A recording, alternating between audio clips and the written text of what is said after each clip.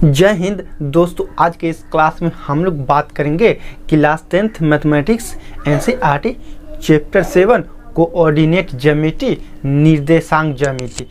इसमें एक्सरसाइज 7.1 मतलब प्रश्नावली 7.1 का क्वेश्चन नंबर 6 सॉल्व करने वाले। तो आइए किस तरह सॉल्व करेंगे A to Z कॉन्सेप्ट समझने वाले। तो कॉपी पेन लेके तैयार हो जाए और लास्ट तक वीडियो देखिए, आपको 110% समझ में आ जाएगा।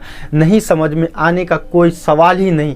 अगर आपको समझ में आ जाए सवाल तो लाइक और सब्सक्राइब करके ही जाना। आइए क्वेश्चन पढ़ते हैं। क्वेश्चन 6, निम्न बिंदुओं द्वारा बनने वाले चतुर्भुज का प्रकार। 4 बिंदु दिया गया है और बोल रहा है इससे बनने वाले चतुर्भुज का प्रकार। यदि कोई है तो बताए, अपने उत्तर के लिए कारण भी दे। मतलब 4 पॉइंट दिया गया और बोल रहा है कि यदि कोई चतुर्भुज है, मतलब आयत है या चतुर्भुज है या समांतर चतुर्भुज है या वर्ग है या समलंब चतुर्भुज है, ये सब चतुर्भुज में से कोई है तो बताइए और अपना कारण भी दीजिए। आप कैसे, तो लास्ट तक बने रहे, आपको A to Z कॉन्सेप्ट समझ में आने वाला है। आइए देखिए, ये 4 पॉइंट दिया गया और बोल रहा है चतुर्भुज के प्रकार बताइए। अब कौन कौन चतुर्भुज हो सकता है, इमेजिन कर लीजिए। आयत हो सकता है या फिर वर्ग हो सकता है या फिर समांतर चतुर्भुज हो सकता है या फिर समलंब चतुर्भुज हो सकता है या फिर कोई चतुर्भुज ही नहीं हो सकता। आइए देखिए, सबसे पहले हम लोग लेट करेंगे A B C D। Late कर लेते हैं। लेट माना A -1, 2 B 1, 0 और C -1, 2 और D -3, 0। ये 4 पॉइंट दिया गया है, 4 बिंदु। अब बोला इससे बनने वाले चतुर्भुज के टाइप बताए, प्रकार बताए। हम लोग थोड़ा सा नहीं और लेट करेंगे और एकदम क्लियर बात करेंगे। क्या करेंगे? क्लियर बात करेंगे। तो इसको मान लेते हैं x1 y1, इसको मान लेते हैं x2, y2, इसको मान लेते हैं x3, y3, इसको मान लेते x4, y4। यहाँ तक आप लोगों को कोई दिक्कत? कोई दिक्कत नहीं। आप लोग का कमेंट आएगा कि सर ये क्यों माने हैं, तो देखिए बच्चों लोग, हम लोग डिस्टेंस फार्मूला लगाएंगे। AB डिस्टेंस फार्मूला से AB निकालेंगे, BC निकालेंगे, CD निकालेंगे और चेक करेंगे कि क्या यह कंडीशन AB बराबर BC, ये सब चेक करेंगे। क्या यह कंडीशन होगा तो हम लोग बोलेंगे कि समांतर चतुर्भुज है या वर्ग है या फिर समलंब है या फिर आयत है। अब कैसे? आप लोग को दूरी सूत्र का तो फार्मूला याद कराए हुए हैं। याद अच्छी बात है, याद कर लीजिए, बहुत ही अच्छी बात। नहीं याद किए तो स्क्रीन पे आ गया होगा, आप लोग 110% याद कर लीजिए, क्योंकि फार्मूला में कोई कंप्रोमाइज़ नहीं। फार्मूला में आपको याद ही होना चाहिए, 110% फार्मूला याद ही होना चाहिए। फार्मूला याद रहेगा तभी आप लोगों से सवाल बनेगा। तो सबसे पहले फार्मूला याद कर लीजिए। AB निकालते हैं दूरी सूत्र से। AB बराबर, फार्मूला क्या होता है? x2 - x1 का हल है इसका। x2 - x1 का हल है इसका। तो x2 यहाँ देखिए 1 - 1 माइनस प्लस 1 माइनस प्लस दूरी सूत्र का फार्मूला। y2 - y1 का हल है इसका। y2 0 -2 minus +2।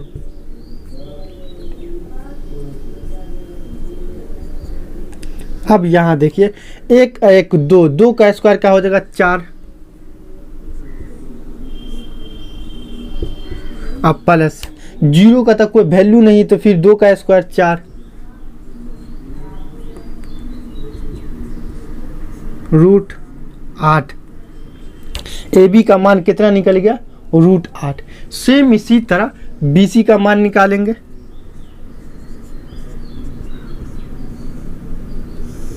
दूरी सूत्र का फॉर्मूला क्या होता है? x2 माइनस x1 का होल स्क्वायर और प्लस y2 माइनस y1 का होल स्क्वायर। यहाँ पे देखिए अब 3 जो है x3 इसको मान लीजिए x2 और x1 जो है इसको x2 जो है इसको मान लीजिए x1। तो x2 माइनस x1 का होल स्क्वायर तो -1 और -1 का हाल इसका x2 माइनस x1 का हाल इसका, फिर y2 तो y3 2 है तो 2 और -0।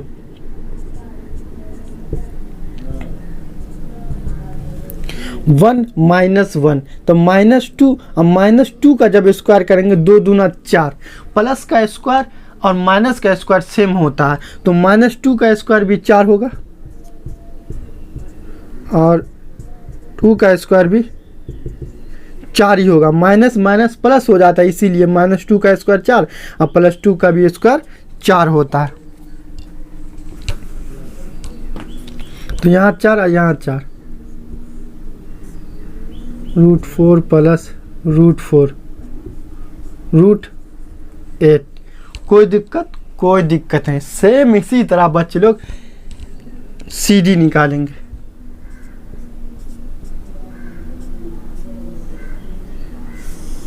सेम यही कहानी CD में x4 को मान लेंगे x2, x3 को x1, x2 माइनस x1 का होल स्क्वायर था -3 और माइनस माइनस +1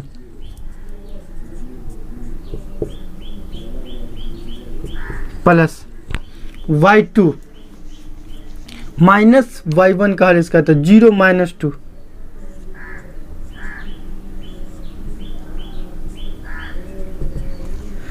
3 में से 1 गया -2 तो -2 का स्क्वायर 2 दूना 4 अभी सीखा है। -2 का स्क्वायर या फिर +2 का स्क्वायर सेम रहता और 2 में से -2 0 में से -2 गया तो 0 का कोई वैल्यू -2 दूना 4 √8। कोई दिक्कत? कोई दिक्कत नहीं। सेम इसी तरह बच्चे लोग सेम इसी तरह क्या करेंगे? AD निकालेंगे। क्या करेंगे? AD निकालेंगे।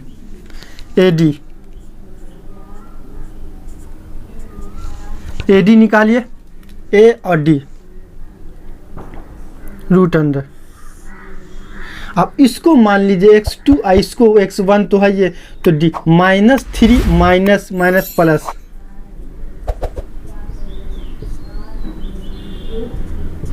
Plus y2 0 minus minus plus का स्क्वायर 3 में से 1 गया -2 का स्क्वायर 4 अब प्लस 2 का स्क्वायर 4 ये भी √8। अब गौर से देखिए बच्चे लोग यहाँ कॉन्सेप्ट समझना है। √8 इसको जब फैक्टर करेंगे तो 2 का पावर 2 और गुने 2 का पावर 3 2 गुने 2 गुने 2 दूना 4 4 दूना 8 तो ये दोनों को मिला के इसका पावर 1 इसका पावर 1 तो ये दोनों को मिला के 2 का पावर 2 कर दिया 2। कोई दिक्कत? कोई दिक्कत नहीं। उसके बाद रूल बोलता है बच्चे लोग, रूल क्या बोलता है? रूट के अंदर जब किसी संख्या का पावर 2 हो तो वो संख्या बाहर आ जाता है तो 2 बाहर आ जाएगा। सेम इसमें 2 बाहर आ जाएगा तो क्या होगा?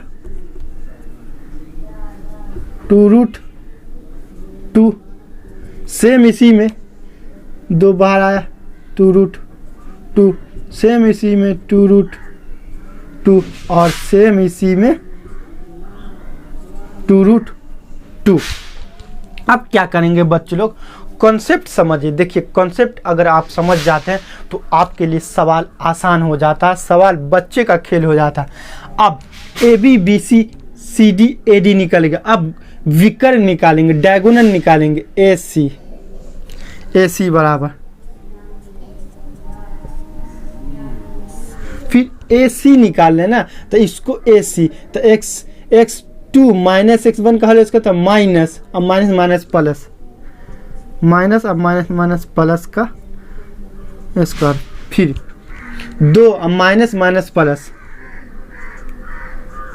माइनस माइनस इसका स्क्वायर, तो ये तो 1 माइनस 1 0 हो गया, तो इसका कोई वैल्यू नहीं, 2 दूना 2 और 2 4, 4 का स्क्वायर। और रूल बोलता है कि रूट के अंदर जब किसी संख्या का स्क्वायर है तो वो संख्या बाहर आ जाता है, तो 4 AC निकल गया, AC निकल गया एक विकर्ण। अब दूसरा विकर्ण क्या होगा, BD, दूसरा विकर्ण क्या होगा, BD निकला, BD निकालते,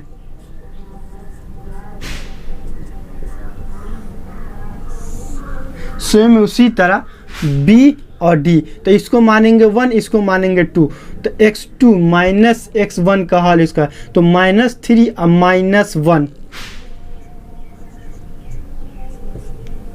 का हल इसका प्लस y2 माइनस y1, तो 0 माइनस 0,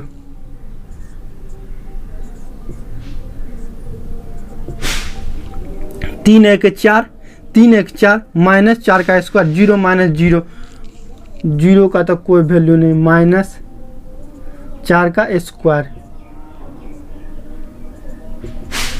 और अभी अभी बोले हैं रूट के अंदर माइनस का स्क्वायर प्लस का स्क्वायर कोई फर्क नहीं पड़ता, तो ये 4 बाहर आ जाए। अब गौर से देखिएगा, यहाँ पॉइंट बना रहे A B C D, ये 4 पॉइंट है।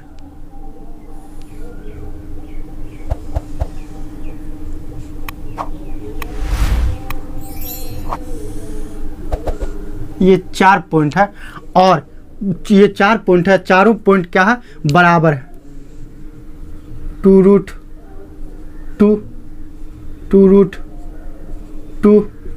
2√2 और 2√2, ये बराबर है चारों भुजा, और विकर्ण भी बराबर। देखिए AC और BD, इसका मान नाम रखिए A B C और ये D, विकर्ण भी बराबर है, AC 4 और BD 4, AC 4 और BD 4।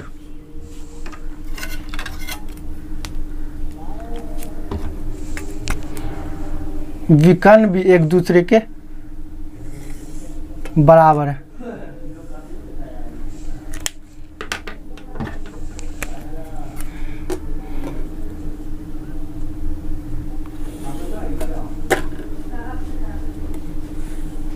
एक दूसरे के विकर्ण भी बराबर, ये विकर्ण कितना 4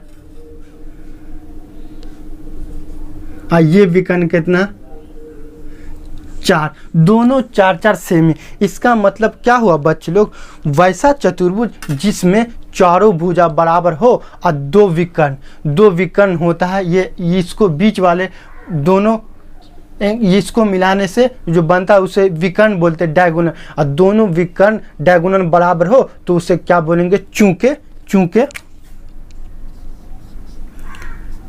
ए चतुर्भुज A B C D में AB बराबर BC बराबर CD बराबर AD बराबर 2√2, मतलब ये चतुर्भुज में चारों भुजा बराबर है, और विकर्ण AC BD भी बराबर है, AC BD भी बराबर है। इसका मतलब क्या हुआ, A B C D एक वर्ग हो जाएगा, इसीलिए बिंदु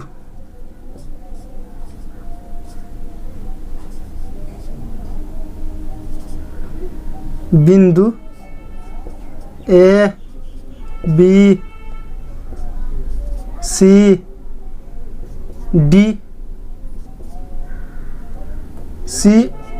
D एक वर्ग के शीर्ष, एक वर्ग के शीर्ष है।